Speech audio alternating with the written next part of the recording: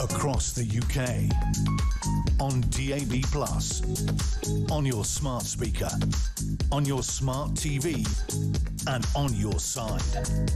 This is Talk.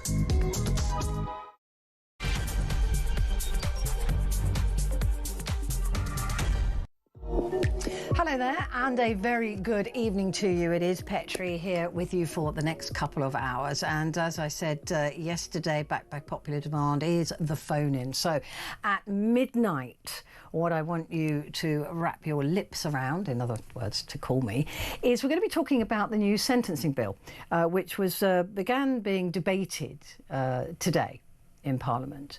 And there's a lot of issues with this sentencing bill that people are not very happy about. And I'm wondering if this actually favours the criminal rather than the victim. Certainly a lot of people are looking at it in that way. The Tories, for example, are doing so. The models that they're looking at now is to reduce prison time again. And this is to ease prison crowding. So it seems to be the wrong motivation, doesn't it, really, to say, well, what we're going to do is we're going to give criminals less time in prison because we've got a prison overcrowding problem. Well, surely that shouldn't determine how long a criminal spends locked up. Surely it is the crime that they've committed and the seriousness of the crime that they've committed that should determine the length of stay behind bars. This is quite a radical document that is being debated. It is reducing prison time to 30% of what they were given. I mean, just imagine this, right? Just imagine this for a moment. You've got somebody who is a rape survivor, right? Who has to wait for 4 years, roughly, on average, about 4 years, to get the case to go to court, right? By the time they go there, they're told that they're to blame, their whole reputation is destroyed, they are ruined by this, and their life has been ruined by being raped in the first place. The perpetrator of that rape rarely is now found guilty and goes to prison, let's say, for 6 years. That's quite a steep sentence for a rapist in this country. And they're out in 3. The victim has waited longer to get to court than the person who raped him or her spends behind bars. It doesn't seem right. Is prison even a deterrent at this point? And what is prison meant to be? We've talked about it a lot in the past. And I want to continue that conversation with you at midnight. So please do give me a call.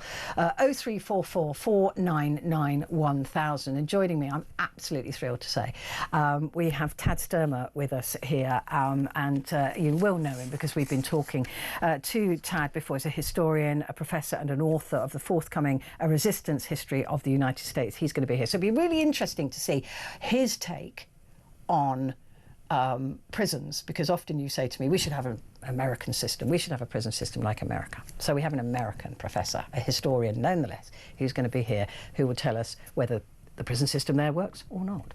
So all of that is coming up. But this bill, critics have accused the government of favouring criminals over victims. So let's talk now to David Greenwood, who's a child abuse lawyer at Sweetalskies. Sorry, I really made a mess of that. Sweetalskies. Not easy. Good to see you, David. Thank you very much indeed for joining me. I did try. Happy to. I did try. No, it's yeah. David, this is the question. You just heard me use an example there of somebody who is a victim of a very serious crime, waiting longer to get to court, living with all of that, the things that they have to live with, only to find that the person is sentenced and then serves less time than they've waited. It doesn't seem right to me that the entire prison and justice system should be weighted on what kind of spaces we've got left. I totally agree with you. When I was reading through the legislation, or the explanation to the legislation given out by the government, they were, and I wish this government would stop doing it. They're 15 months into their government, but they're still blaming the other party for leaving them in a mess. And I'm not sure it was such a mess. I mean, the prison places in this country have been almost maxed out for 30 years anyway. So I don't know whether the situation that we're in now is any different to what it was in the 90s. There were, I was in and around prisons at that time in the 90s, and they were very busy back then. Anyway, I digress. You're right. The decision making based on the number of prison places is just the wrong way to look at it. We should be deciding on how serious the crime was and how important it is to keep this person off the street. I mean, as I said, you're a lawyer. That's what victims want. Yeah, we'll get to the victims in just a moment. But you're a lawyer for child abuse victims, and so we're looking at a range of criminals in that case. Sometimes family, but sometimes external perpetrators, paedophiles. In other words. Is that taken, I mean, I think the public take that seriously enough, but is it taken seriously enough as a crime? It doesn't feel to me that it ever is.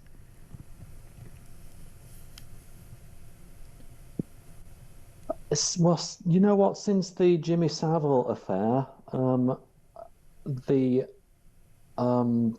police and Crown Prosecution Service have certainly taken these types of cases a lot more seriously, and they're willing to prosecute cases of this nature more readily than they were. I'd spent 20 years banging my head against a wall trying to persuade police to take on these cases.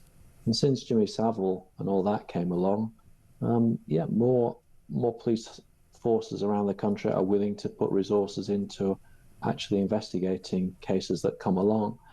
That doesn't mean to say that all the cases in the past were properly investigated, and I think this government, to their credit, is going back through some of those old cases and looking at them again. There's a lot more to be done there. There's a lot of perpetrators out there that have escaped justice that need to be behind bars. There's a lot being done. I'm not going to criticise the government for that, because they are stepping up and making sure that they are putting initiatives in place to at least look back on old cases. There's still an issue, though, isn't there? Sorry, there's still an issue, isn't there, though, with convicted paedophiles retaining parental rights.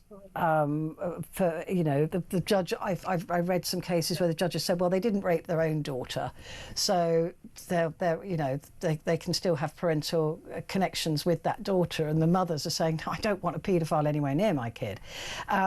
This is something that doesn't. This is what I mean by it not really being properly understood or taken seriously enough.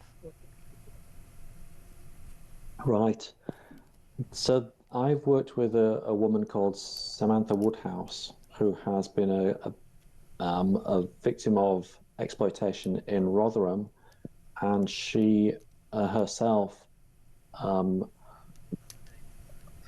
has campaigned on this issue for a number of years now, and it looks like it's coming to fruition. It looks like the government are listening and will make a start on preventing perpetrators from having contact from, or the automatic default position will be that they're not entitled to have contact with their children if they've been in prison for sex offences against children, which is only right, if you ask me. I can't even believe that we're even having the conversation that was ever a thing anyway. I mean, I'm gobsmacked. No, I can't believe that judges would allow this type of thing. So at least there's something, codified in writing to make it an assumption that this doesn't happen. One thing I did want to point out was that the prosecution rates are woefully low still, even with the greater interest by the police and Crown Prosecution Service, and conviction rates are even lower. If you're a rapist, you're likely to get away with it, highly likely to get away with it. Yeah. We need to do something about that. We really need to do something about the rules of evidence, and to make sure that we convict more rapists. It's disgraceful. What's happening in this Absolutely, country. I couldn't agree with you more. And if systems like this go through where their sentence is determined on whether there's a room for them or not, then it just emboldens that behaviour even more. David, it's good to talk to you. Thank you very much indeed. David Greenwood, their child abuse lawyer at Sweetalski's.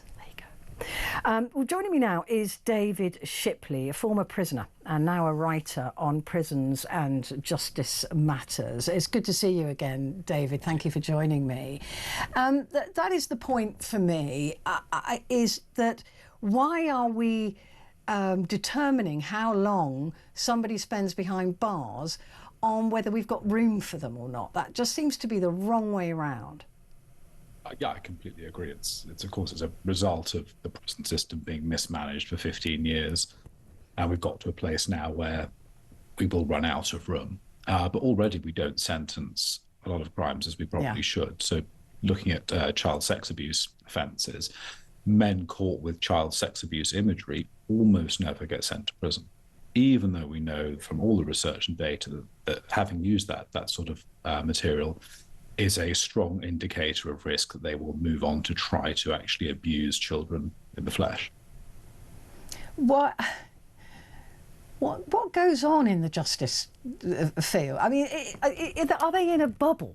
Do they not listen to the public? Do they not hear the victims? Do they not understand the anger that is felt about the sentencing sometimes that we see? Like I said, a rapist who can go down for, I said 6 years, and that's optimistic.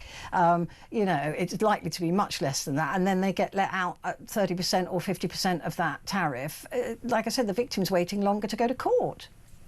Yeah, I think part of the problem is that sentencing itself has moved a long way away from what the public really want in lots of crimes, and sentencing of different crimes has become totally disproportionate. And with the sentencing review that we had this year, I think there's a real missed opportunity because it didn't actually look at how we sentence.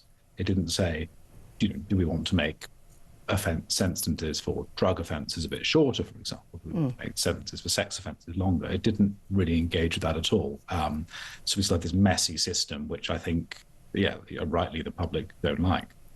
But it doesn't really seem to serve anybody either. It doesn't serve the victims, and it probably doesn't serve the prisoner either. This mess of sentencing. I think there are people who, are never going to be safe to be released. I think of someone like Ian Watkins, who was killed last weekend, and he clearly never should have been released. He's a very, very dangerous, very sadistic man. But there are lots of people in prison who are capable of change and positive change in their lives. And the problem we have is it almost doesn't matter how long they're there at the moment, because the system is so bad and so chaotic that nothing good is happening to help them turn their lives around. And actually, what happens during a sentence is in many ways much more important than how many months or years someone spends there. Do you agree with one of the points in this sentencing bill that actually judges shouldn't be sentencing anybody to incarceration for anything under than 12 months? Well, it's a difficult one. We do know that short sentences less than 12 months have a very high reoffending rate, really high, 50, 60%. So they don't seem to do anything good. And it sort of makes sense. If you go to prison for 3 or 4 months, that's long enough to lose your job and lose your house, but not long enough to do any courses or really address your problems. So it makes sense that they would result in high reoffending. The problem we have, though, is some crimes, the sentences, the maximum sentence isn't more than 12 months. So shoplifting, we'll be speaking, if we're not going to jail people ever, if their sentence would be less than 12 months, we're essentially saying you won't go to prison for shoplifting. And given that crime is soaring and people rightly are very angry about that, creating another incentive for shoplifters to think they can get away with it seems like a very dangerous idea. Do you also believe, it is one of the questions I'm going to be asking later, do you have faith in a system that says that what we're going to do is punish people in the community? because whenever I do these phone-ins, people don't believe that that's much of a punishment to be tagged. You know, you're only supposed to stay in your home between the hours of, 7 p.m. and 7 a.m. The rest of the time you're free to sort of wander about. A lot of people don't see that, particularly victims, right, don't see that as punishment enough. But I think it's more the faith in the system, the faith that feels like a punishment, that feels like it is something, that would prevent me from breaking the law again. I don't feel that from the public. Yeah, and I think that is an accurate feeling to have. I mean, it runs through the whole system. Fewer than 9% of all crimes with a victim result in someone being charged or cautioned or anything. So 90% of crimes with a victim don't get solved. So that's the beginning of it. Crimes don't really get solved. And when they do get solved, it's quite rare that people go to prison. And often not much seems to be happening. So people rightly, want crime to be dealt with. I think the issue is as well that sitting in a prison cell for 22 hours a day, which is what most prisoners do in this country, isn't particularly punishing either. Staring at daytime TV and maybe getting addicted to spice is not necessarily the most punishing of prison experiences. It just also doesn't do anything good. So I mean, I don't know if you've watched any daytime TV recently. Well, but anyway, no, I do take your point. perhaps. A lot of people don't see that as being punishment enough. But the removal of liberty, for me, it would be the big punishment. That I believe that that they're incarcerated to keep them away from me and from further crime during that time. But also they do lose their liberty, and I would take that very seriously as a inmate. Yeah, the loss of liberty is a terrible thing, and it's Yeah. a very difficult thing to deal with. And I just wrote something today actually about Nicolas Sarkozy going to prison and Yeah, what that 5 years. what that'll be. And you lose so much control over your life. That is a very difficult thing. But also, I think the issue we have is that whatever happens when people commit crime, we need to be trying to make sure they don't commit more crime in the future. And often in prison, crime goes on. There's a huge drug dealing network in our prisons, often facilitated by drones that now bring the majority of the contraband in. Vast drug supply networks running through our prison estates. So there is still crime going on there. There's all the violence that goes along with drugs and all that sort of problem. It just happens behind walls. I think, and if we are keeping people out of prison, what's important is that they're doing something productive. So this is where we could look to use really serious community service, getting involved in helping a local community, doing things that are visible, that are actually making a positive difference, and maybe helping to repair some of the harm you've done with your crime. So the idea of repaying society. I mean, look, nobody believes that 57 grand a year or whatever it is now for somebody to be incarcerated for a fairly minor crime is a good use of money. But my fear is that just because it isn't being spent on them being incarcerated, that there's no equal amount of money being spent on making sure that they don't break the law again. And that seems to be a big hole in this entire argument. Is Yes. we won't put them in prison, which would cost a lot of money. What we'll do is tag them, and we'll spend 10 grand a year on that. I mean, it doesn't seem to make. It's not going to prevent them from being criminal again and being up in front of the beak again. No, I mean, we've had a lot of issues with the tagging system in this country. So Serco, who run the outsourced tagging contracts, have had a lot of issues over the last 18 months where they haven't been tagging people promptly, they haven't been monitoring things. And also, you might hear about GPS tags, and people might imagine some sort of high-tech monitoring center where they're looking in real time at where people are going. It's not like that. It's just that if someone breaches where they're supposed to be, it will log. And that will then be flagged to their probation officer, and they might get a warning or they might get recalled to prison. So it's not actually a live system which can help stop crime. I mean, but that is also the lie that we're sold, isn't it, over CCTV and things like that. All it does is record the crime when it's happening. It doesn't actually prevent anything. What would your number one bit of advice be if you were to write this bill?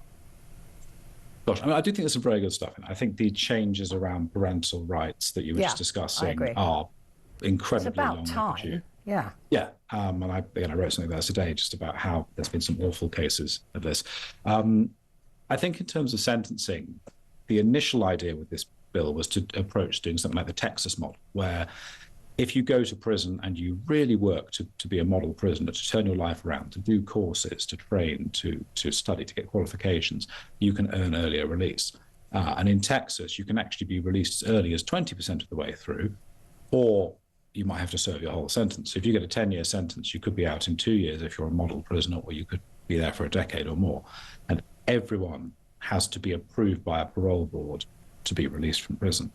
So there you've got a really strong carrot and stick with loads of resource available for prisoners to study and improve themselves.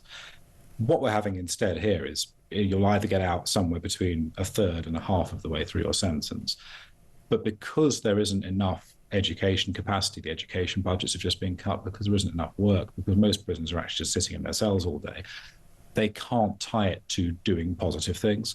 So it's just going to be the case that if you don't get into trouble, if you don't get into fights, don't get caught with any drugs, then you'll probably get released to the third of the way through. So we've taken the idea of a really strong incentive system, which might change people's behavior, and we've taken the incentives out to a great extent, and we've shifted it so it's really just about keeping your nose clean. So I think it's a hugely missed opportunity. I would have gone for something much bolder, where people could spend a lot longer or a lot less time in prison, depending on them actually doing positive things. Interestingly, I think the recidivism rate in Texas has dropped from around 68% to around 20%. So it really does work. It's been proven to work. We don't even need to look that far afield. There is one prison in this country which is run by the military. It's called MCTC Colchester. And if you're a soldier or an airman or a seaman and you go to prison, you'll go there. And they have a 9% reoffending rate. And what they do is they treat every single person as an individual. When you arrive there, they try to work out what's gone wrong in your life such that you're in prison, and they'll figure out a bespoke program of, it might be addiction work on, you might have a gambling addiction, substance abuse issues, violence issues, anger issues, you might need education, so that you spend every day of your sentence working towards those goals, such that when you're released, you're in the best possible place to rejoin society. And there's, hours of PT every day, which is really good for mental and physical health as well. So that we know works. It's more expensive, there's more staff, but it actually works. So if we want to do prison properly, we could look at Texas, or we could look at what the MOD are doing in Colchester. Yeah, like you said, where there's examples, there's no real excuse. David, good to speak to you again. Thank you very much indeed for joining me. David Shipley there, former prisoner and now writer on prisons and justice matters. So that is the phone in at midnight. What do you think has been a missed opportunity here with sentencing? And do you think it's right that sentences are just reduced because we haven't got any space? It's got nothing to do with the crime they've committed. Give me a call, 0344 499 1000.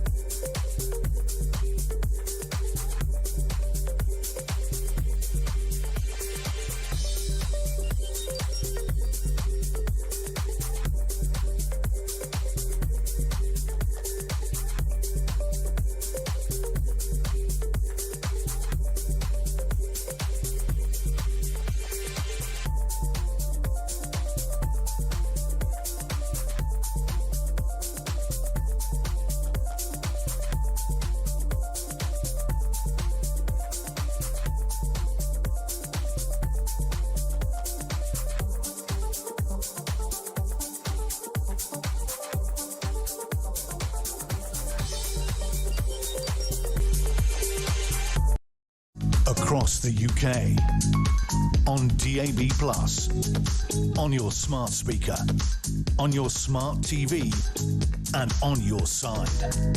This is Talk. Hello there, and a very good evening to you. This is Talk, and it is Petrie here with you. And with me, I'm absolutely thrilled about, I really genuinely am, I'm a bit starstruck.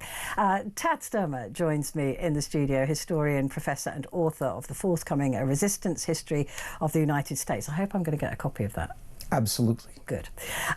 So Tad and I have spoken before on this programme, and it was just really interesting today to have an American historian in the studio, because often when I have these conversations, people will say to me, we should have a system like the American system, 3 strikes if and you're out, we should be tougher, the prisons, there's one prison where the prisoners wear pink or something, I seem to remember. It seems like a really tough, really harsh regime, and that's what prisoners need, and that's what stops them from reoffending. Does it work? No, not remotely, not at all. It's expensive, it's punitive, and it's an insane way of trying to tackle a problem.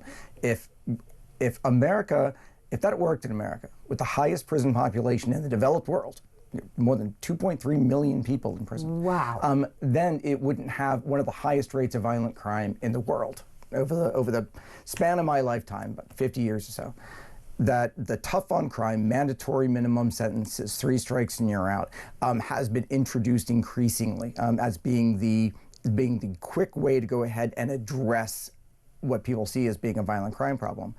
And so the prison population has increased by 500% over the last 50 years. Wow. And yet there has been no meaningful change in the violent crime rate.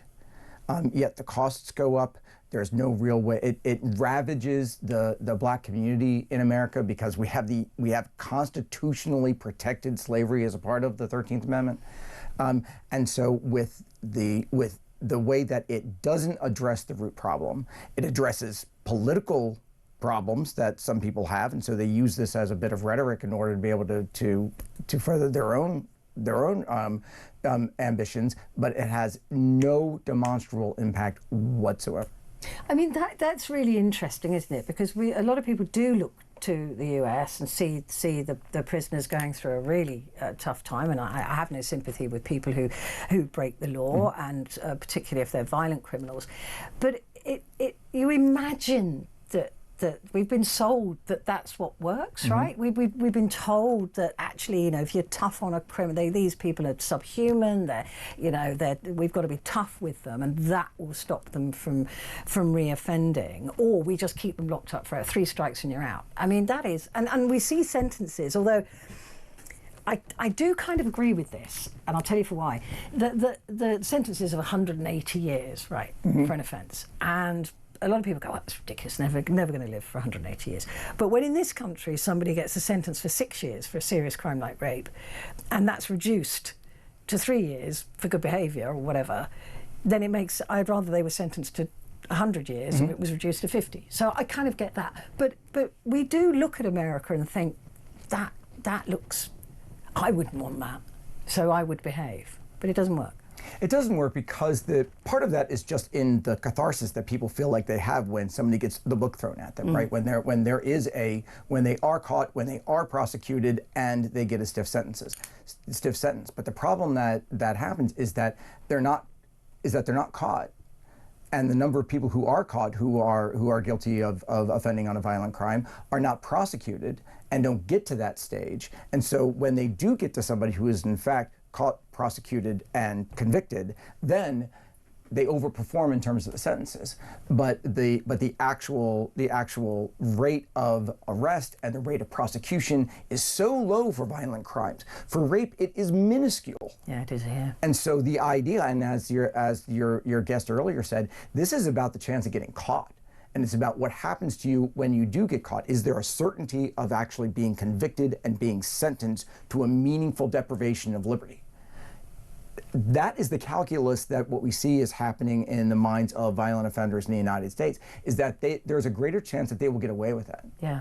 And so they will run the risk of doing that. And then even when they are arrested, because the prosecution system is overburdened, It's focusing on not just violent criminals, but a range of criminal offenses that have no business being in the criminal justice system. They need to be in the social welfare system. Yeah. They criminalize so much that the actual violent criminals that should be getting stiff sentences, deprived of their liberty, kept from offending ever again, that is off the table. And so it has this perverse impact on the actual system of incarceration and what it's supposed to do. So it doesn't act as a deterrent. We always imagined, I mean, again, for me, the loss of my liberty is the greatest deterrent. I mean, I haven't got a criminal mind. Well, not much. Anyway, but you know, that strikes a real fear in me. So if I was criminally minded, then that would be a deterrent for me. But it clearly isn't a deterrent any more than the death sentences. Because again, people will say we should have the death sentence back. We should bring back hanging. We should, you know, a paedophile who is always going to be a paedophile, right? You rape little children, you deserve no right to life. I'm as angry with them as the next person. But does it act as a deterrent? Yeah, there's no evidence whatsoever that it does. It has no impact whatsoever on violent crime rates, and it has certainly no impact on reoffending rates. What we see is that the main issue with it is there a fear of actually making sure that an offender is removed for a meaningful length of time for the rest of their lives, whereas. Because of the civil liberty protections that are rightly included in the system in order to make sure that people are not sentenced to death unfairly, and this varies from state to state. There is no there is a federal standard for federal crimes, but for most violent crimes, this is a state-based matter, and states have much different approaches to this. But what we see, so we can compare a state that doesn't have the death penalty, like Massachusetts, to a state that uses it liberally, enthusiastically, like Florida and Texas, that we don't see any meaningful difference. Those rates are lower in places like Massachusetts, and there's lots of reasons for that, than they are in places like Texas and Florida. So the impact is both more expensive for some that are death penalty cases because of the number of appeals that they have to go through, than in just making sure that they are going to be, even the cost of a lifetime of incarceration is less than it is for somebody who is sentenced to death and then has to go through all of the required. I mean, it's millions more, isn't it? It's millions more. It's millions more. The other question that I have for you is about the privatisation of prisons in America, and we're kicking down that road now ourselves, which I find to be counterintuitive. Let's put it that way, because some people benefit from locking people up financially, and that shouldn't be the way the justice system works. But you have now a really private system that it appears to be working against the people. That actually it doesn't. It's not there to benefit society. It's not there to even lock up criminals. It's there to make money. Would that be a big mistake for us to continue down that track? Oh, it's catastrophic. It's not only catastrophic, it's catastrophic in a bizarre way. When you introduce a profit margin into questions of social benefits, something like justice. Yeah. Justice is a complex moral question. It's about making sure that victims are treated fairly and made whole to the extent that's possible, and make sure offenders are removed and kept from offending again. That is the question about making sure it's a fundamental matter what justice is. The minute you introduce a profit margin, then any idea about whether something is right or wrong, whether something is moral or not, goes completely out the window, because then there is a stake in perpetuating the system. And when you introduce a profit margin in perpetuating a system, then there is no more powerful insurance that system will not just continue, that it's going to grow. And that's what we've seen in the United States. That's why we're talking about billions of dollars a year to incarcerate more people than any other country without any meaningful impact on reducing crime. That's what happens when you introduce something like a profit margin and you actually take justice off the table when it should be at the center of the consideration. I mean, that's what's brought back slavery, right? Yeah. In prisons, because they profit from these prisons. These companies make huge profits from prisoners. And that's what destroys the black community in America, that you have under the 13th Amendment to the Constitution passed after the Civil War, there is an exception carved out for slavery except for being convicted of an offense. That you can in fact engage in legal slavery today with a huge population, which is then a captured labor force for these companies that are using prison populations in order to increase their dividends. That is an insane way of going about any kind of criminal justice system. Yeah. And just quickly and completely off topic, sort of, Ghislaine Maxwell. Oof. Is she going to get a pardon? Oh, of course she is. No, she's already in a holiday camp. Yes. I mean, but how can he pardon her? That book is out now, right? Yes. Nobody's Child, written by Virginia Giuffre. And people are looking at that going, you know, there's a lot about Maxwell in that book. But still you think Trump will pardon her? Why does he care? Yeah. I mean, release the files. Release the files. Just release the Epstein files. He's doing everything he can not to. Oh, right. But his impact on him is one about his ego. In the end, he doesn't have that kind of calculus for Ghislaine Maxwell. I mean, if that is in his personal interest to pardon her, he'll do that in a heartbeat. Wow. Tad and I are going to take a quick break. When we come back, we're going to start ploughing through the papers for tomorrow.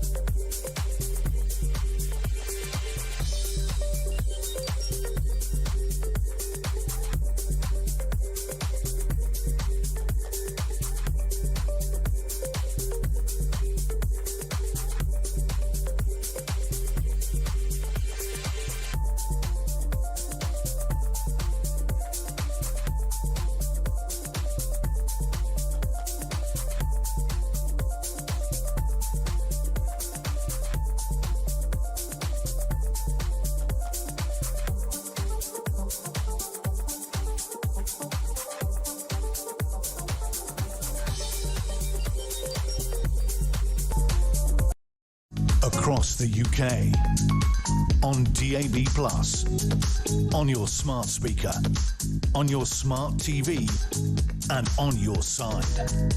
This is Talk. Hello there, this is Talk and it's Petrie, and with me Tad Sturmer, a historian and professor and author of the forthcoming A Resistance History of the United States, never more timely. Unfortunately. Yeah, unfortunately. Let's have a look at the papers. And the Sun newspaper, as you absolutely predicted earlier on today, Prince Andrew, or just Andrew, we might be calling him at some point, on the front page. And this is all about him living rent-free for 20 years. Peppercorn rent, which he never paid. Yeah, people are furious about it because it's taxpayer funded. And what's worse is that, yeah, I mean, yes, it's taxpayer funded. Yes, his privilege is made possible by the people of the United Kingdom. And yet, I was this many days old, as we talked about before, we were this many days old when I learned that members of Parliament could not call the conduct of a member of the royal family into question. So you have somebody who occupies this position of privilege, who has used that position of privilege to engage in conduct that destroys people's lives. And that person cannot be called into question by the representatives of the people when he's using their resources. It's an oddity of the British, not even constitution, but of course the way the fact that we have a monarchy, that the king, who isn't really at the head of government, but we still have Black Rod. You have to ask the king permission if you want to dissolve Parliament. It's an acting role, but it is just the vagary of the way that the system first began, where the king was all powerful.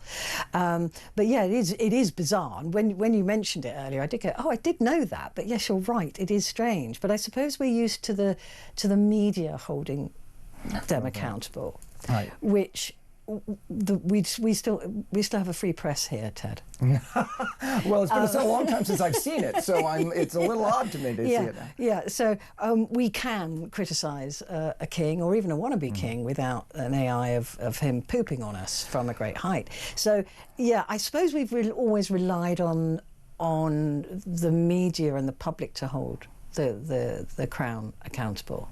I mean, I think it's one of the things. But you're right, it should be Parliament. You should be able to discuss it. Well, I think one of the things that we're seeing today, and I think you see this in what's going on with Andrew and in what's going on in so much of what's in these papers, is that there is this absence of accountability, this absence of an or else.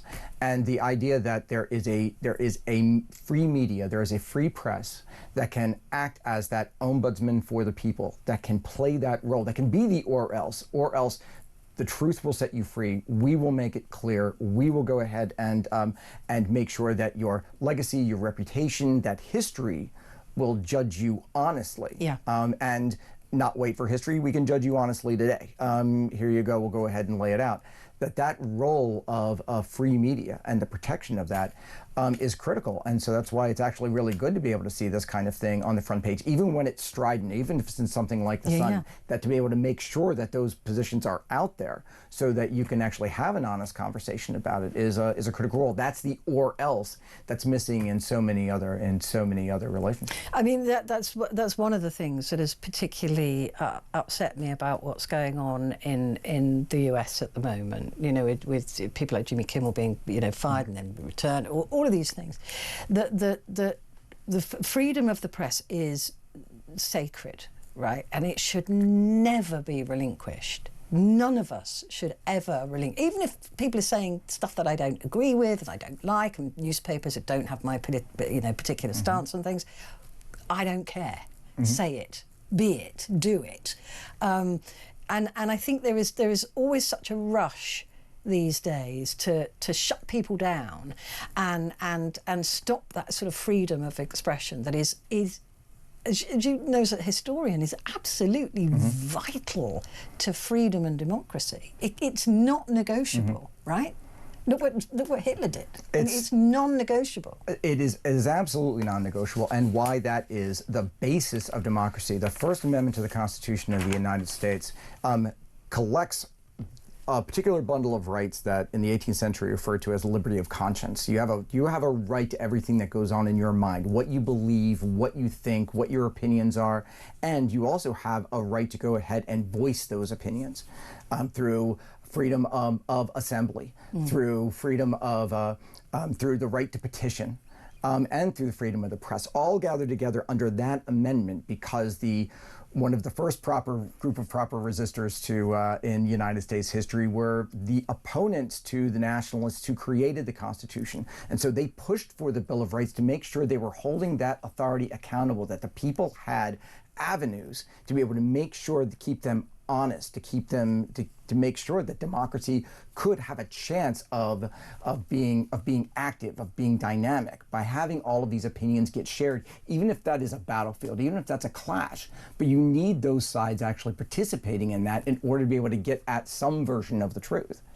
But that's concerning, though, isn't it? Because when you look at some of the TV organisations that have clearly nailed their colours to the mast, and it's not even truth that is being disguised as news, and that frightens me, because if we're in a post-fact, post-truth era, I want off the bus, right?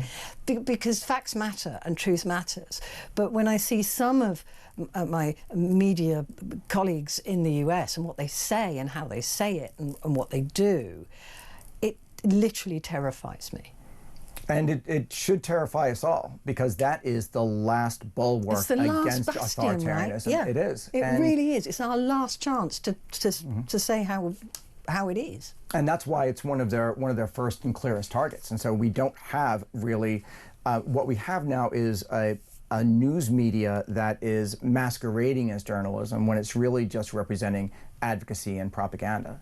That there is more of a push right now to support independent journalists, independent media that are outside of any of the major media outlets. The New York Times goes down the wrong way. The Washington Post goes down the wrong way. So you've got Midas Touch and things like that. Yeah, exactly. Holding them accountable. Right. And so there is this growth of an alternative media, sort of a parallel institution of the press in the United States, but that is very quiet, it's very narrow, because they're getting drowned out by the massive conglomerates. If we lose trust in the media, if we lose trust in the truth, we're done. We're done. We're done. Yeah. As a society, it just cannot, we cannot continue. Yeah, as the kids say, we're cooked. We're cooked, yeah. Let's have a look at the Times newspaper. So this is MPs outside of Parliament calling for Prince Andrew to, sponging Andrew to quit the Royal Lodge. It's really interesting. This guy and his ex-wife, they're cooked. they're definitely cooked, right? There's no coming back from any of this. I mean, he of course denies any wrongdoing with Epstein, but his wife was being funded by him for 15 years. All sorts of shady stuff going on. There's no coming back, is there? Oh, well, of course not. I don't know if there was any coming back from this before. I mean, he did pay Virginia Jeffrey $12 million for having done nothing. Well, his mummy did. His mummy did. Well, the people of to a certain extent, maybe the people of Great Britain did. But this idea that he is of any value. I mean, this is one of the arguments for the monarchy and for having the institution, is that it benefits the state, it benefits the people, it benefits the country, given their representation, the other things that they can do. This ain't that. No, he's finished.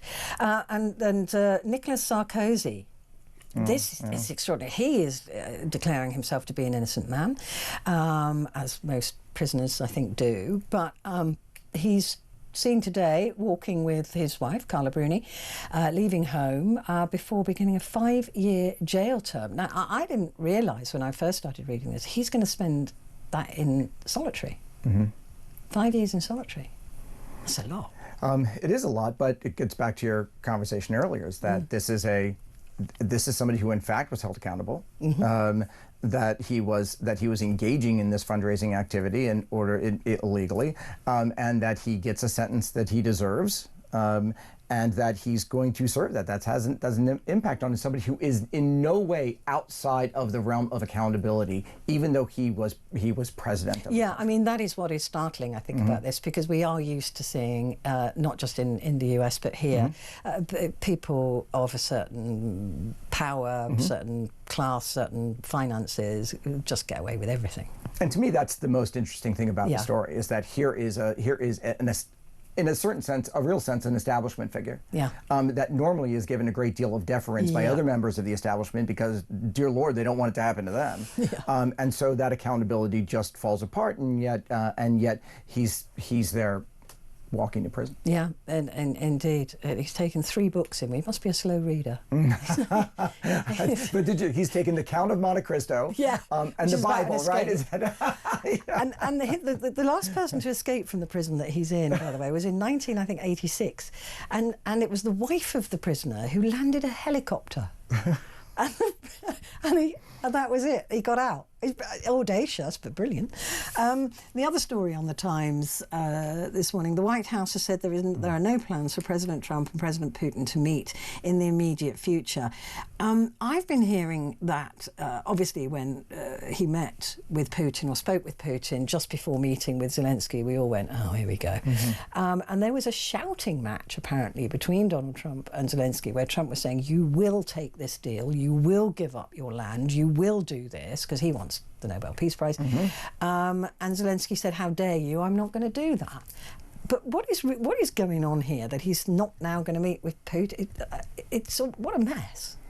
Well, but this is part of the way Trump engages in almost everything, is that he wants to create this fictional universe, and what he says goes. Yeah. And that people will listen to him and people will respond to him. That this strange narrative that people have introduced that gives some sort of coherence to his foreign policy. They call it brinkmanship, and they sort of think that there's a broader set of ideas that's actually informing him, rather than kind of how he's mostly an adolescent.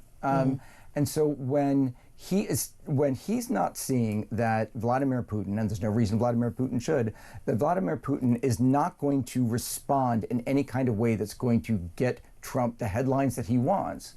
Putin has no reason to change his policy in Ukraine. He has no reason to stop. He never has. And he never has. No. He is not going to do anything that he does not, in fact, want to do.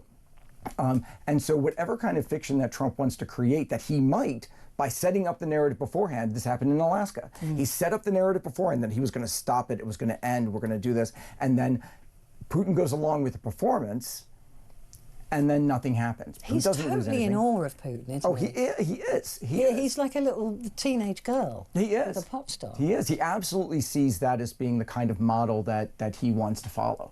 But so Putin can tell him, well, you're not going to get a good headline out of us meeting in Hungary or anything that happens, because I'm not going to change what it is I'm going to do. And so the best thing for Trump to do is not do it. Or to bully Zelensky into accepting to bully the deal. Zelensky, yeah. So try to go ahead and get the deal to end things based upon Putin getting everything he wants. That's the terms at which Ukraine that he is pushing for the war to end. Give Putin what he wants. Exactly the wrong message for anybody to send it ever. Yeah. But that is the way that Trump thinks is his version of diplomacy. Give the authoritarian what they want.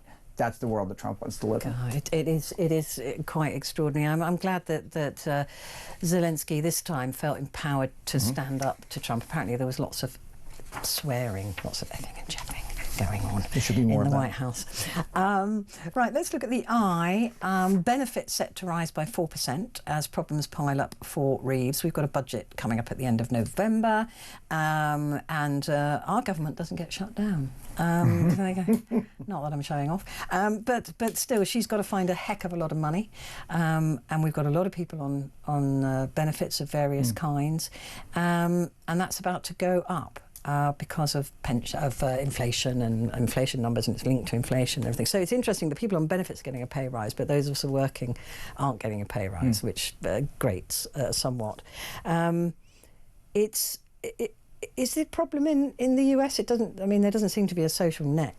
Well, there's no social net, and it's one of the things that that people need to understand about the United States is this dual system of authorities. That there's the federal government that manages particular things, but most social welfare programs are managed by each individual state. Right. And so you will find a great deal of difference whether you live in California or whether you live in Florida, depending as to the kind of social benefits that you can claim that you have access to. It can. Just a state line going from, just a matter of feet can make things change dramatically for you when it comes to a social safety net. And that goes for healthcare, it goes for unemployment. That is managed state by state. There are some federal guidelines that most of the federal system for welfare, for social welfare, a safety net, was dismantled under the Clinton administration. They expanded under the New Deal as a part of the response to the Great Depression, and then expanded even further in the 1960s under the Great Society. But then it started being rolled back in the 1980s under Ronald Reagan, and then Bill Clinton kind of ended welfare as we know it, which he said in 1994, to erase that what he saw as being a drag on the federal budget. So that eliminated most federal social welfare programs, leaving almost everything to be managed state by state by state. And then those considerations have even been drawn more clearly recently over the last 10 years as the far right has gained control in so many of these states. They've eliminated most of those programs. And so So what do people do? Well, they turn to crime. We're back to prisons. Well, again. exactly. I mean, so what you see is you see these social connections start to really break down. I mean, obviously there is crime, but that's also one of the things that gives the political boost to the populist rhetoric from far right, from Trump and from his followers. What they see is that they have fewer access to any kind of resources just to help them get by, to pay for their groceries, to get by day to day, and they're looking for people to blame that on, not looking at the people who are making the terrible decisions on their behalf, but looking for the people who are saying, you need to blame these immigrants, you need to blame that other person for getting something that you're not getting. We have the same narrative here. It's exactly exactly. They always say, don't they, that if America sneezes, Britain catches a cold, because we're just so. That special relationship, Dan. Well, listen, I tell you what, there may not be a special relationship left between America and the UK, but there definitely is one between us. And I want to say thank you. Seriously, thank you for coming in and being absolutely brilliant. It's been wonderful to see you. Tad Sturmer, the historian, professor and author of a forthcoming A Resistance History of the United States, and he'll be back when the book is published. Thank you. So that's Tad Sturmer there. Don't forget, we have the phone-in coming up, so get ready to dial.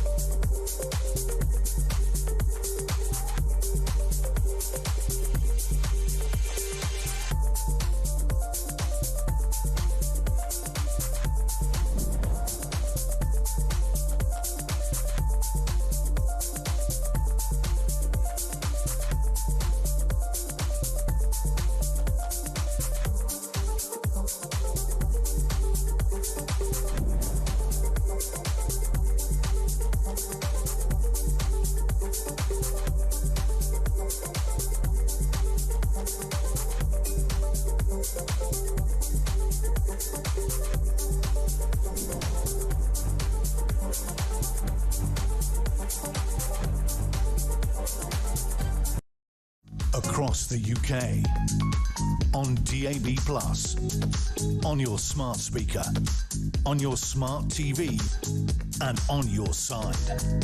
This is Talk.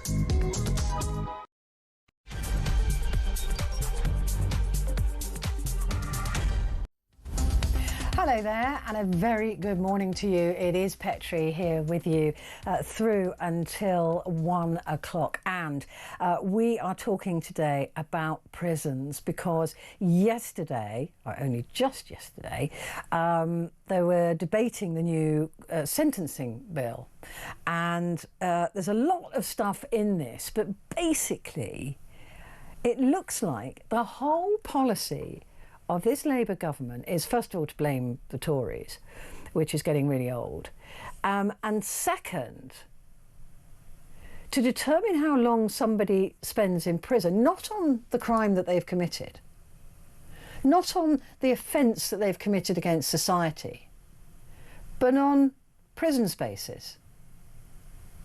That's it.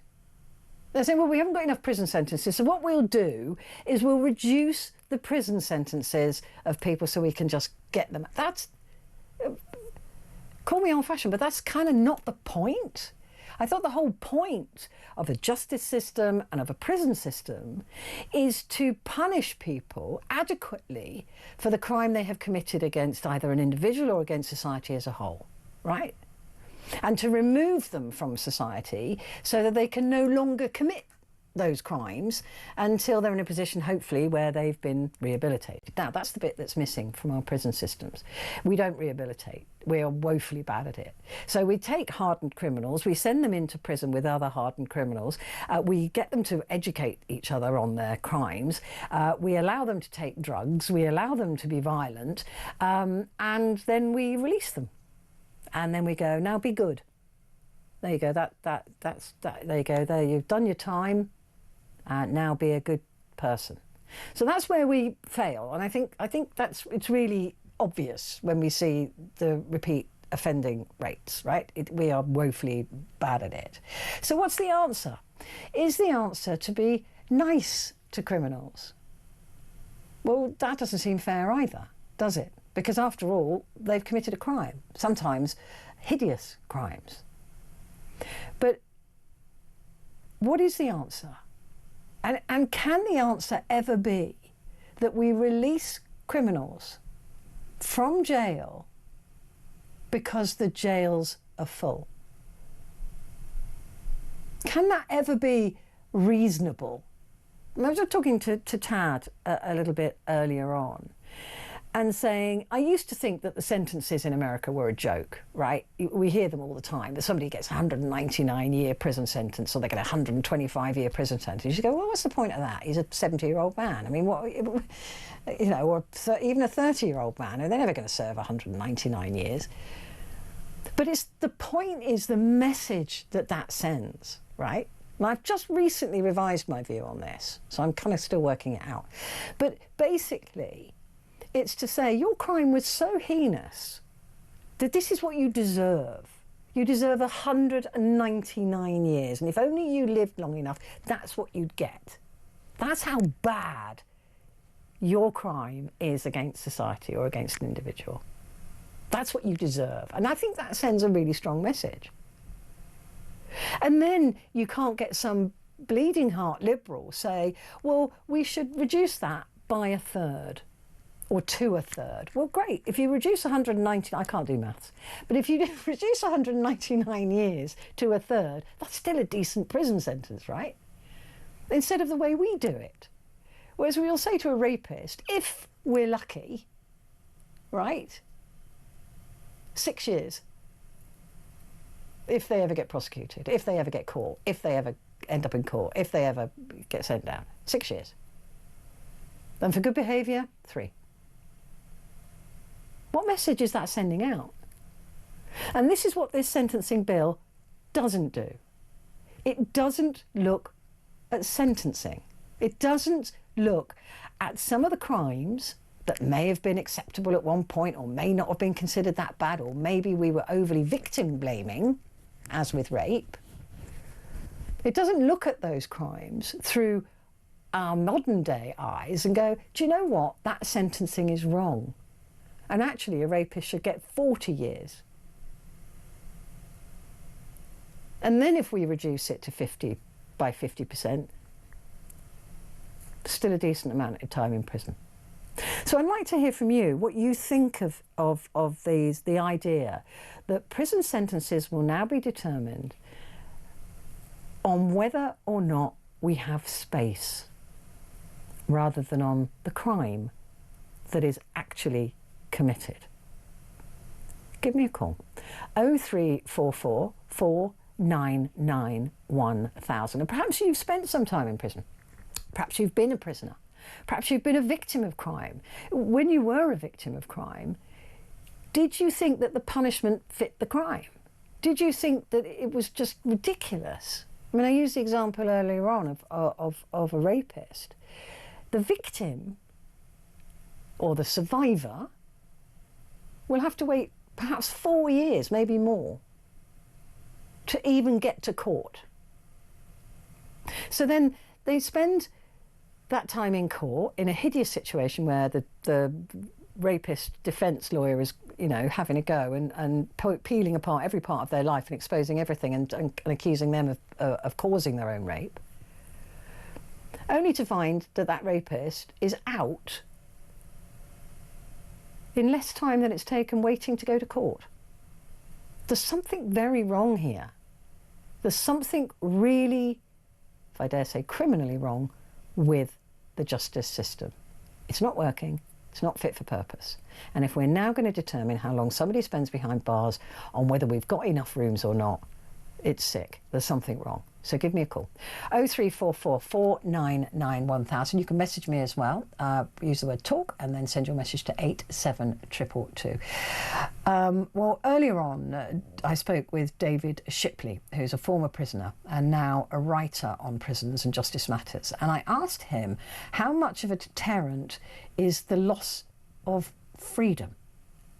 Yeah, the loss of liberty is a terrible thing, and it's a very difficult thing to deal with. And I just wrote something today actually about Nicolas Sarkozy going to prison and what 5 years. What that'll be.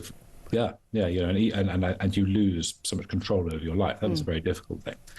But also, I think the issue we have is that whatever happens when people commit crime, we need to be trying to make sure they don't commit more crime in the future.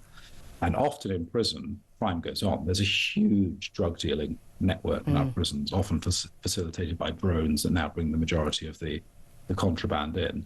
You know, vast drug supply networks running through our prison estate. So there is still crime going on there. There's all the violence that goes along with drugs and all that sort of problem. It just happens behind walls.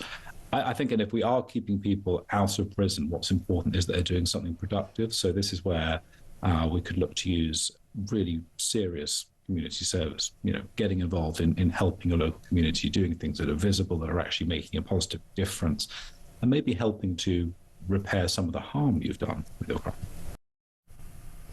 So David is a former prisoner, as I said, and he has a lot to say actually on the loss of opportunity with this. Do you know what? I'm really bored of our parliamentarians not putting the effort in. They don't even think. They don't even. It's like, oh yeah, let's just regurgitate this old stuff. Where are the thinkers? Where are the people who are going to say, look, this is wrong. This the whole system is just failing everybody. It fails prisoners, as I've discussed. Least of our concerns in this situation, but it desperately fails victims. If you're a victim of a serious crime and you see a prisoner getting out after serving a third of a pretty pathetic sentence in the first place, I mean, no wonder people aren't reporting crime. No wonder people are dropping out of court cases before they even get there. No wonder people are going, I can't be bothered. What's the point? And meanwhile, this is literally a get out of jail free card if you want to be a criminal. For a start, 90% of people are never caught. Of that 10% that's left, about 4% are ever prosecuted. Of that 4%, about 1% goes to jail. The odds are in your favour. Why?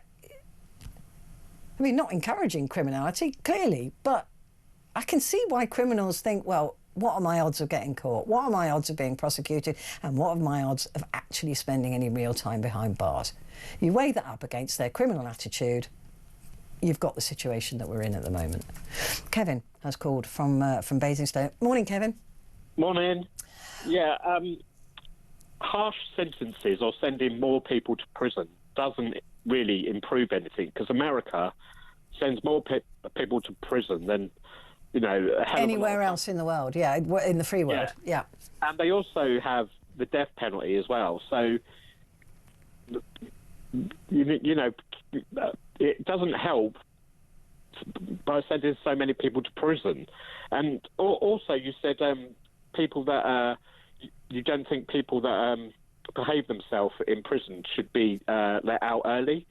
The reason they do that, because prisons are a pretty toxic place anyway, aren't they? Yeah. And they do that so people behave themselves, because it would be even worse if they didn't have a goal to aim for, and it would be more dangerous for prisoners that are in there and the staff. I get you. I understand what you're saying, and I do understand that that is a carrot, right? If you behave and you don't commit any violence and et cetera, then we'll reduce your sentence. I get that. It's the same as confessing guilt before a court case. You don't put the victim through all that nastiness. But when the sentences seem to be woefully short in the first place, that's what I'm talking about. Is if a rapist behaves themselves in jail, and they get let out on a 50% tariff or even a 30% tariff, right? Yeah. That can be a couple of years. So why don't we make the sentences longer and reverse that psychology and say, rather than if you behave well, you'll get time off, if you commit violence, if you take drugs, if you behave badly towards prison guards, your sentence will increase. Why can't we do it that way round? Well, I mean, the thing is, there's not enough places for prisoners as it is. If we did that, it would be even worse, wouldn't it? Yeah, but that's what I'm saying, is that the length of time that somebody spends behind bars shouldn't be determined on whether we've got the prison spaces or not.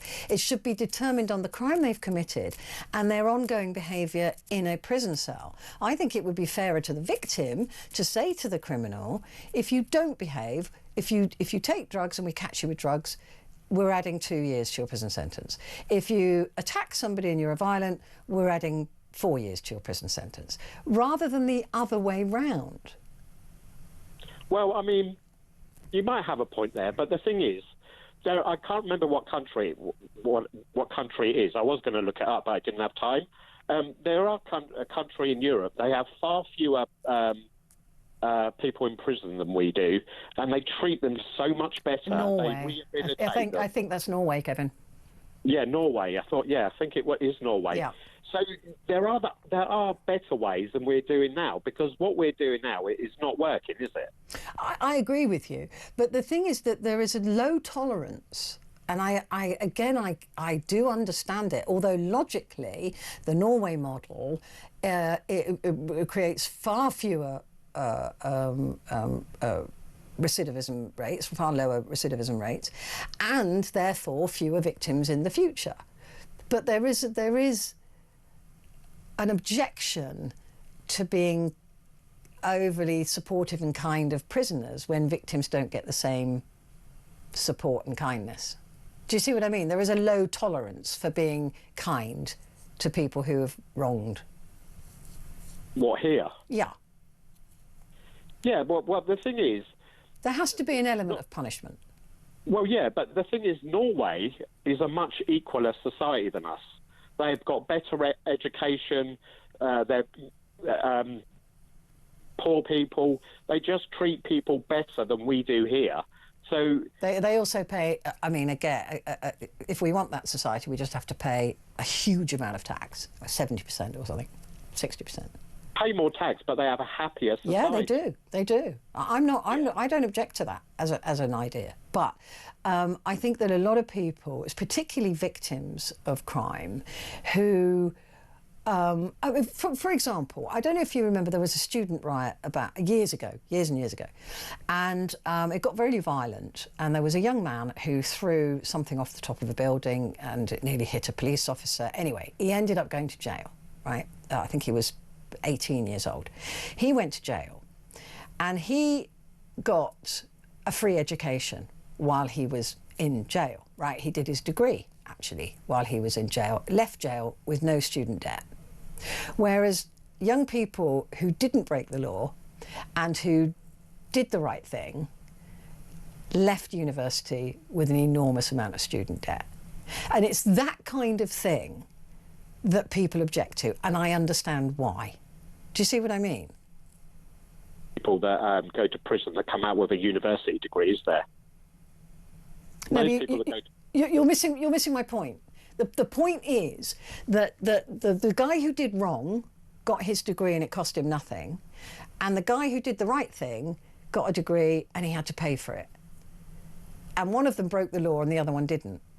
And I'm just using that as an example of why people are not tolerant of the idea of prisoners being, you know, coddled and looked after and, you know, playing table tennis or, you know, all of those things. I understand it. I also understand your point that we have fewer victims the way that Norway do it. But I do also understand that the gut reaction to that is it's not fair. My opinion, free education. We've university fees in this country are one of the highest in Europe. I mean, a lot of the European countries, it's free. Yeah, it's disgusting. That was Labour. Opened the door to that. Tony Blair. Yeah, but you see the point I'm making, though. It's not necessarily about the university fees. It's about the fact that one person broke the law and is debt-free, and one person didn't break the law and has a huge debt. That's the point I'm making. So when we're overly generous with prisoners, and we're not overly generous with other people in society or even the victims, it seems to be imbalanced. We have got two-tier justice in this country. There's far more poor people in prison, because if a rich person, the best legal advice, defence lawyer, so they're more likely to get off. They are. Yeah. It's like stop and search. When people are stop and search than white people,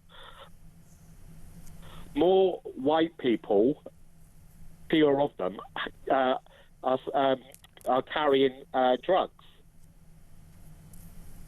Is that true, though? Are fewer white people carrying drugs, or is it just fewer white people are stopped and therefore then never found to have drugs? Black people are stopped for drugs, and they have fewer drugs on them than there are less people are stopped and searched. I don't understand. Say again. All black people are stopped and searched. Yes, they are. Because of profiling. Fewer white people are stopped and searched. Correct. The percentage of white people that are stopped and searched have a higher percentage of drugs on them. Oh, I see what you mean. Yeah, quite probably. But there is there is racism in this country, and there is profiling in this country, and all of that's got to change as well, because that doesn't create a fair justice system. But the justice system at the moment seems to completely ignore the will and the wishes of the victims. Do you not agree? Oh, I mean, I agree in some way. Yeah, but what do people want? I mean, up forever, or? I know. It is a conundrum, Kevin, and I've been discussing this particular issue for as long as I've been a phone-in host. It is such a conundrum, because I can see logically the right thing to do is the Norway model, right? It works. It's been proven to work. And you know, there are a lot of people in British jails that shouldn't be in British jails. It should be a social issue, like drugs and things like that. I don't think that if you're a drug addict, the right place for you is prison. I think you need to be taken care of. You know, all of the things that go with drug addiction, the crimes that go with that, should be seen as a social issue as opposed to a criminal issue because of the drugs. But again, people will say, well, why? They committed a crime. They should be in jail. Do you see what I'm saying? Is that we know what would work, but is it acceptable to the British public? It is. When people come out, when they have been in prison, they come out, they've got a criminal record. So hard because they've been sent to prison. So they're almost punished for life. And people will say, playing devil's advocate, they shouldn't have committed the crime in the first place, right? I don't have a criminal record. I don't know. I doubt you do, because a criminal record would blight your life, and you don't want to have a criminal record. So if you don't want to have a criminal record, don't break the law. Do you see what I'm saying? This is what people will say. This is what people think, and to a point, that's what I think. They don't break the law, but people do, don't they? And they don't think, I'm not. Some people get sent to prison because they can't afford to pay a bill, or they've nicked something because. Yeah, and those are the cases that I don't think have got any place being in prison. I get you. I do understand what you're saying, Kevin, and to a large degree, I completely agree with you. I'm playing devil's advocate and saying that for the justice system to work, it has to satisfy all three things. It has to satisfy the public, it has to satisfy the victim, and it has to do something better than we're doing right now with the criminal. I'm agreeing with you. But what that answer is, I don't know if it's possible to find that answer. One more thing. I know I've been on a long time. Yes. No, I was saying about black people. When black people go to court, they're more likely to be found guilty than white people that were carrying drugs, and they're more likely to have a longer sentence than white people that are sent to prison. Yeah, it's institutional racism. It's classic sort of profiling and fear-mongering and all of those things. And it's not fair and it's not just. It's not a justice system if it's two-tier or three-tier. So I know that happens, and I agree with you. It's an absolute disgrace. It should be colourblind. I mean, the whole reason that Lady Justice holding the scales is wearing a blindfold, right? That statue, that famous statue of Lady Justice holding the balancing scales, has a blindfold on. But our justice system has never been blind. You've got someone like Prince Andrew was accused of something, and he can pay millions of pounds. Yep. Yep. It's not right. It's not right. And this is the problem we have with much of the justice system. But how do we make it work for everybody? And like I said, there are three things pulling in different directions: society, victims, and the criminal. And if we overly help the criminal and we underhelp the victim, we're not serving justice to society. And if we underhelp the criminal and then they come out and commit more crime, we're not helping victims or society. But these are three things pulling in different directions. We should, so people don't end up going to prison. I agree. Health. I agree. You know, where there is less poverty, there is less crime, because people don't have to commit crime to feed their children or to continue, paying the bills. So poverty is at the root of it. Not that all poor people commit crime, but poverty is at the root of much of criminality. It always has been. Kevin, good to talk to you. Thank you very much indeed for calling in. I'm going to take a quick break, but I will be back in just a moment.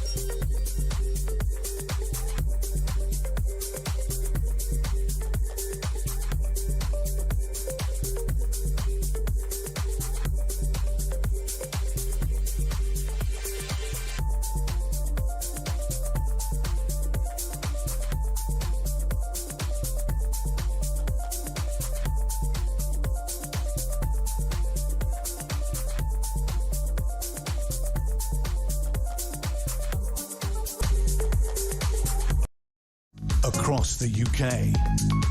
On DAB+, on your smart speaker, on your smart TV, and on your side.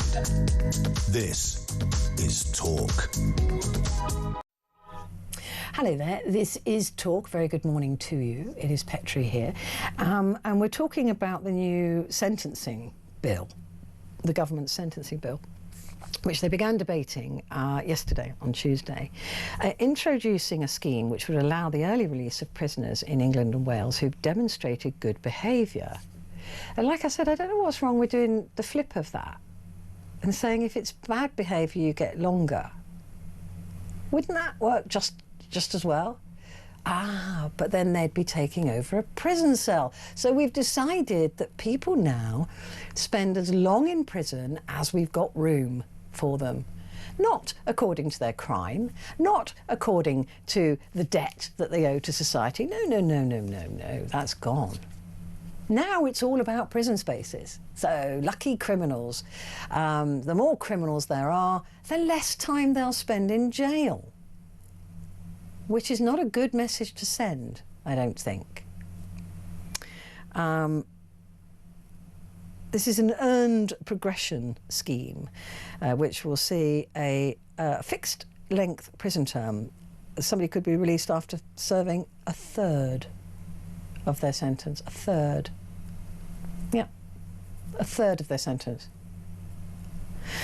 It's called an earned progression scheme. And then they'll be released into the wild, back into society with enhanced supervision in the community, followed by a period on licence, which is unsupervised. And we all trust, don't we? We all trust the community sentencing and the community supervision after so many stories of tags that aren't fitted, people waiting for tags that are removed. We know it's absolutely bogus. You know, they're letting people out of prison before making sure the system is there to keep them away from us, for want of a better expression. This infuriates me, it frustrates me, because a prison sentence should not be determined by how many spaces we have. It should be determined by what crime you committed, what you've done to your victim or what you've done to society, and you should serve that sentence, and it should be longer if you don't behave, not shorter if you take up knitting. It doesn't serve the victims, and the victims should be in the centre of this. They should be the only voices that are listened to. What do the victims want? What do the victims need? Are we putting criminals before victims? Are we saying that criminals and what happens to them is more important than what happens to victims? And I think the answer to that is really simple. But give me a call. 0344 499 1000. A message here from Sam said, when my lad was released from young offenders, he came out knowing more than when he went in. Luckily, he knew he never wanted to go back, even at his lowest. As for probation, it's a joke. Thank you, Sam. I completely agree with that. And I do agree as well that we do send these prisoners in and we give them a great education, not in anything useful, like, I don't know, bricklaying or anything, fixing computers, but in crime. It's the best thing. Right, just before I go to a break, I want to give you the chance to win up to £100,000. Can I enter this? No. Then listen up. It's your biggest cash prize yet, and we are going all out. A massive £100,000 completely tax-free could be yours if you're the lucky winner who gets picked to come to London on the 13th of November 2025 for a chance to win that incredible amount of cash. Listen up. 18 plus UK excluding Northern Ireland. For a chance to win, text the word money to 83338 and you're in the draw. Text costs £2 plus one standard network rate message. You must have the bill payer's permission, or you can enter for free by calling 0330 880 3338. All entries must be received by the 6th of November at 4 p.m. This is a TalkSport Limited promotion run on TalkSport, Talk and Virgin Radio UK stations. Full terms and conditions at talksport.com. 100 grand tax free. How did we get to the 100 grand? That's amazing. Anyway, make sure you enter. November 6th is your cut-off date. Get onto it, because we're not that far away now, are we? Quick break, back in a second.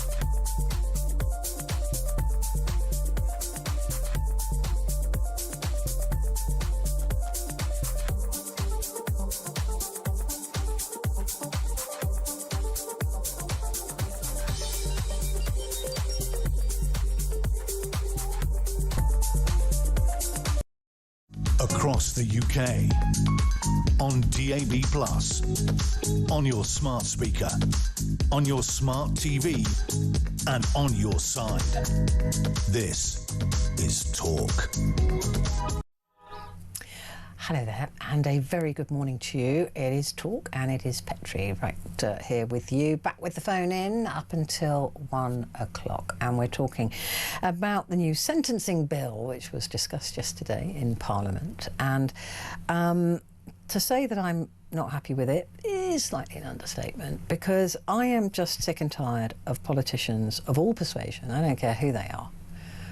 They're just not very bright, are they? They don't seem to get it.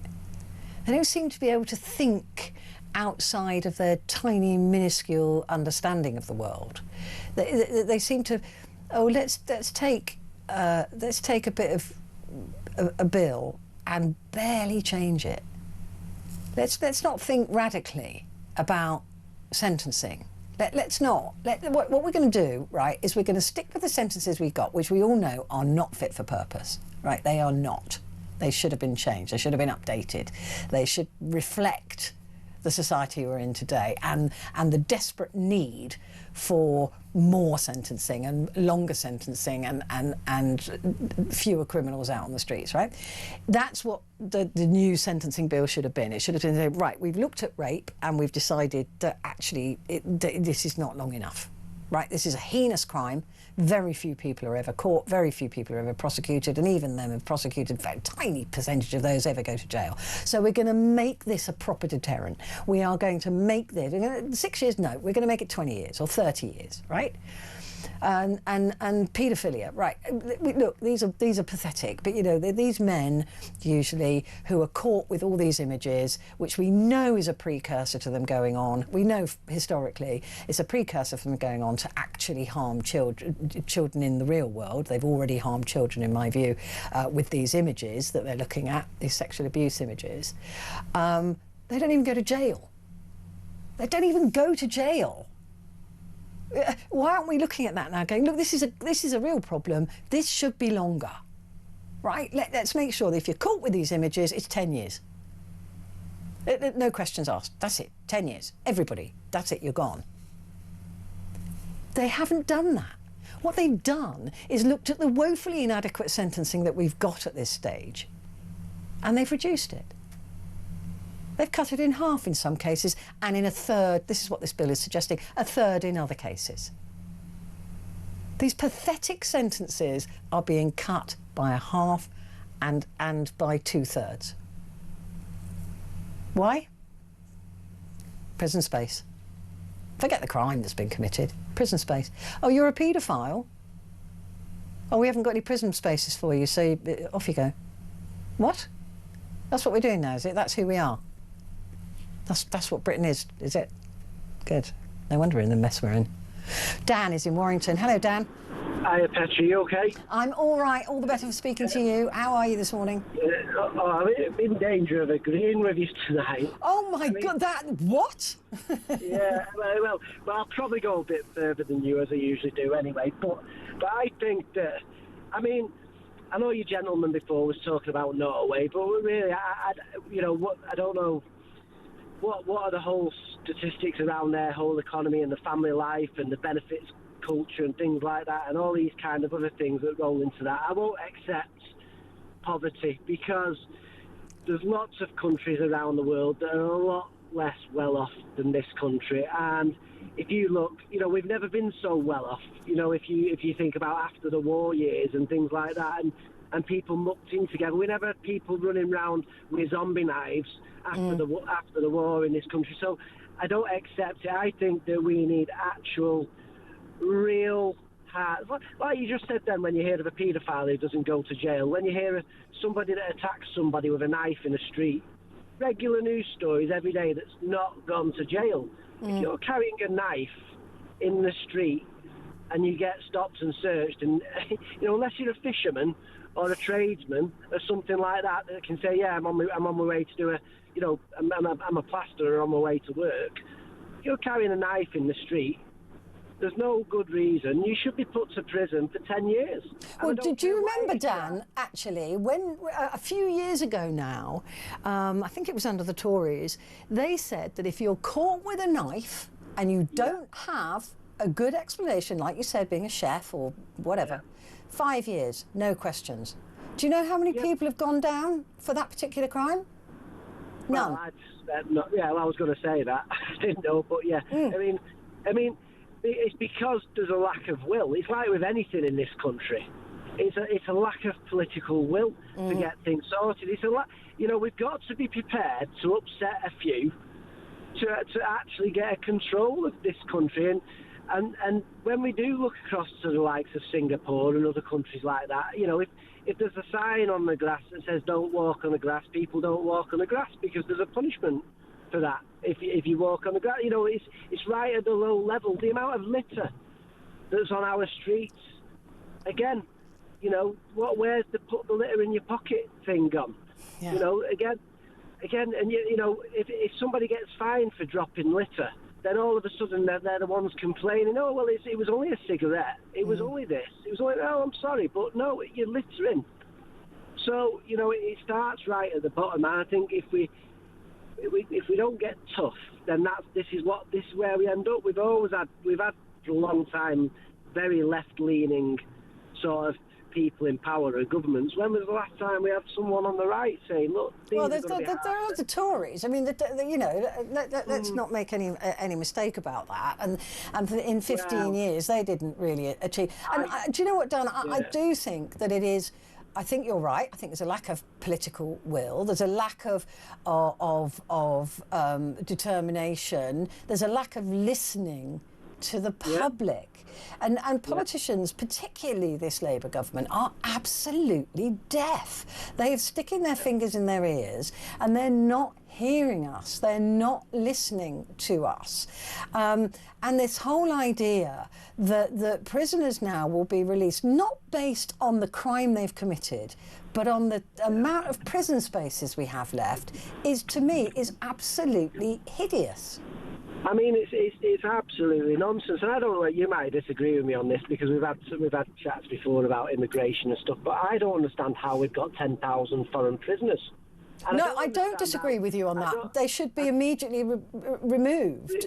But And then you know, every day in the press you hear a story about a paedophile that's been released that was supposed to be deported, and then they've not been deported, and then and because there's always an excuse at some state level or some judge or something like that. And I'm sorry that we put our politicians into place to make the laws and sort this stuff out, and they don't. I just can't fathom how our paedophile in this country gets released and he's not from this country and he doesn't get deported. Even if he's got to go back to a tyrannical regime, I'm not bothered about him. Get gone. That's my view, Petrie. No, I completely get that, and I appreciate what you're saying. But the thing is that people will say, well, there shouldn't be a death sentence. I mean, a lot of people do think there should be a death sentence attached to paedophilia. But listen, I agree with you. But the problem with, you know, those 10,000 prisoners, the foreign nationals that we've got in British jail, costing us 50-odd grand a year each. And the crimes that they've done to lead up to jail, the ones that, like you said before, that they've never, you know, they've not been picked up and not been sold. You don't just go to jail these days. No. Lots of stuff and caused. You've done a lot. On the way. Yeah, you must have done a fair amount before you've even got caught or prosecuted or even ended up in jail. I agree with that.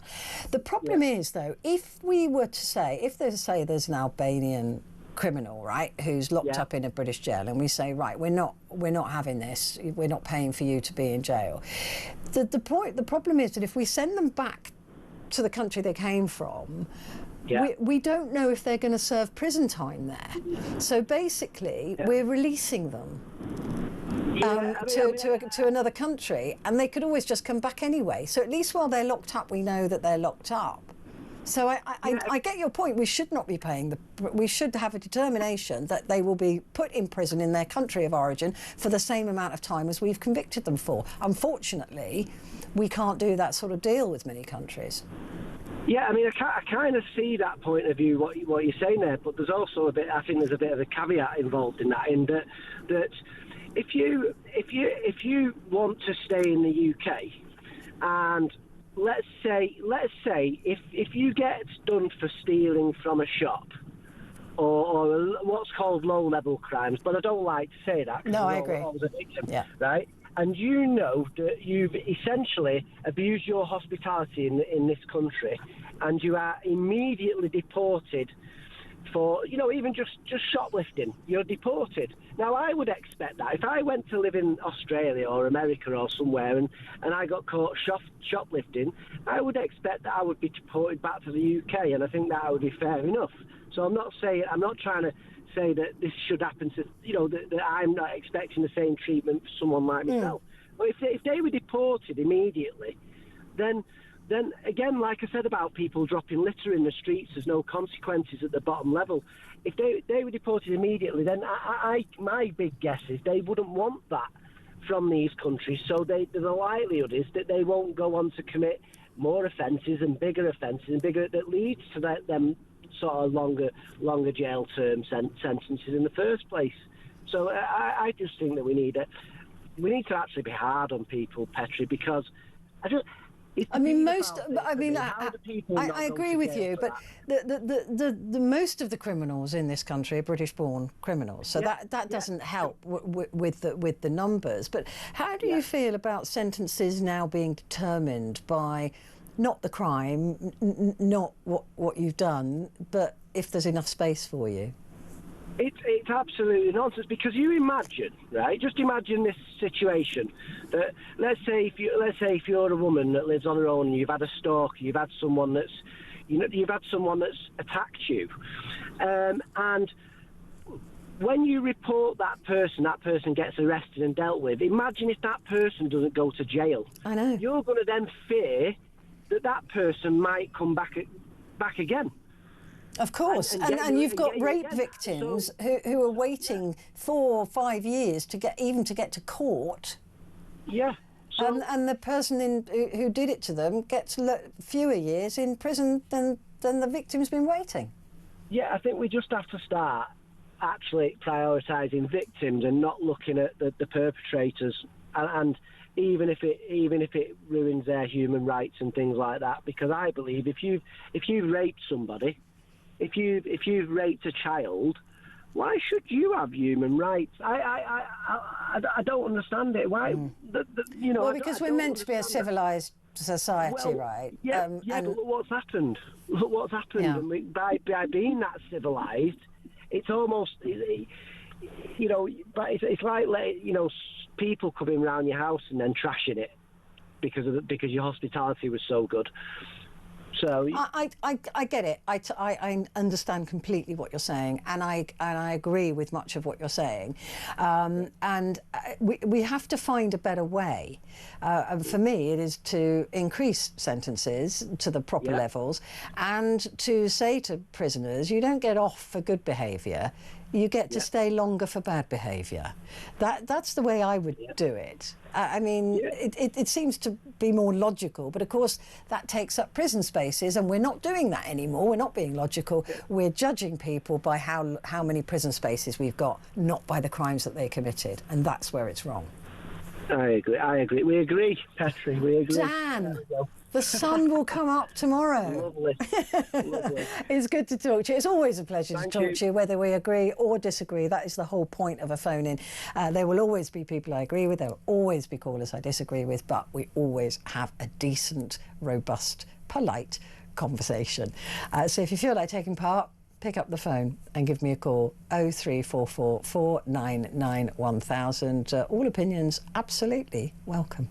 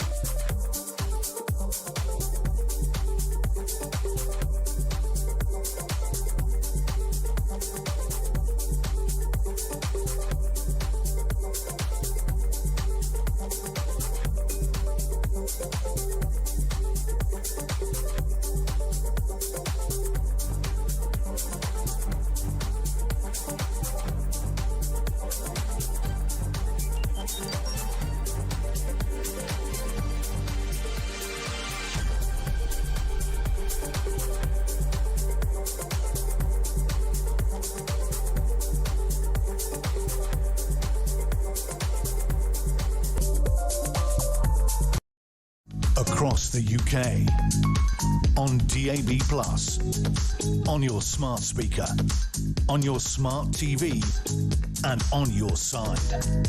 This is Talk. Hello there, this is Talk and it is Petrie with you until the top of the hour, and we are discussing the sentencing bill that MPs were debating in Parliament yesterday. And it's a scheme, introducing a scheme which would allow the early release of prisoners in England and Wales who've demonstrated good behaviour. Now, we are in a bit of a mess with prison space because we haven't built, right? We haven't built any, and apparently, and a lot of the stock that we've got is not fit for purpose, right? A lot of the old Victorian jails, they really are not fit for purpose, so it means that there's, for example, what I mean by fit for purpose is not that they're revolting, I don't really care, but that they're so old, there's no ability to take prisoners out of their cells, get them to classes, get them to education, all of that rehabilitation stuff that is good for the rest of us if they come out rehabilitated with a skill. There isn't the capacity to do that in these old jails because that was never a thing back in Victorian days, right? And so that's what I mean by them not being fit for purpose. Not that they need to be, brand new buildings with facility swimming pools, but I mean in the very basic terms, they are not fit for purpose. But we are running out of spaces. Again, the operational prison capacity is around about 89,500 places at the moment, with the prison population nearing capacity at the moment at about 87,300 and 88,100, so fluctuating between those numbers. So it's very, very close. And projections indicate that male prisons could run out of capacity, excuse me, completely by November 2025, so next month. Right, so there is a problem. I mean, one of the answers is because there's only about 3,000, I think, women in the women's jail population. It's very low. It's a very low number. Is to, biff out the work, the ones that have been done for smaller things, and perhaps put them in a different place, a different prison, and use the women's capacity for it's 3,000. I thought it was. It's 3,600 women in prison as opposed to 87,000 to 88,000 men.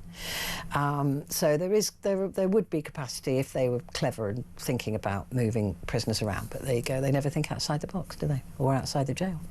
JK has sent this tweet, and I'm grateful for you sending this because it's a very good point. We can't deport a prisoner without having a prisoner returns agreement, which is what I was telling Dan. Also, there are tens of thousands of British people in foreign jails, costing those countries large sums of money, just like the UK. So if we did a swap, our prison system would be probably just as full and just as expensive. Oh, actually, there's 1,800 British prisoners in jails abroad. So I thought it was a bigger number. So there you go, 1,800 approximately British prisoners. So we'd have to, it would be like the French deal, one in, one out, or whatever that deal's meant to be. Subi is in Leeds. Good morning. Good morning, Petrie. I was actually just settling down from doing some work, and then I put the TV on, and you were attracting me to have a say in this. Yeah, what do you think about this? Well, basically, I think I've heard the previous caller, Dan, as well, about, migrants being in prison and stuff. What you got to remember, in the UK, our wealth is quite high if you go by statistics of even this year and last year. Yeah, we're still about the 6th richest country in the world. We slipped a bit. So in the household side, if you were to calculate and look at the statistics, we're 5th, but in the nominal value we're 6th. But yeah, so we are quite high. I think the main issue comes down to is money. And it just seems, and it's all about money, I believe. I sincerely believe it's all about money, and it's not being used properly. Like I heard you earlier on say about people getting released, and then there's issues with tags, and tags are not getting put on. And again, it's money. Like, are the companies getting the right amount of money to employ enough staff to make sure everybody's tags are going on time? Well, the problem is that the company that is tasked with that is a private company, so they always need to make a profit, right? And I don't think that is acceptable in the justice system. Exactly. Yeah. Because They shouldn't be private companies. It's in the public interest, and again, it shouldn't be private companies. And if it is a private company, it should be a company that's not for profit, right? I completely agree with you. You're serving the public. You are more or less classed as in the interest for the public. Yeah, completely agree. And again, I think it is just down to money. Like, you know, if a Labour Party can come into power and say we're going to build so many million homes, you know, over the course of whatever, well, why can't we build bigger prisons?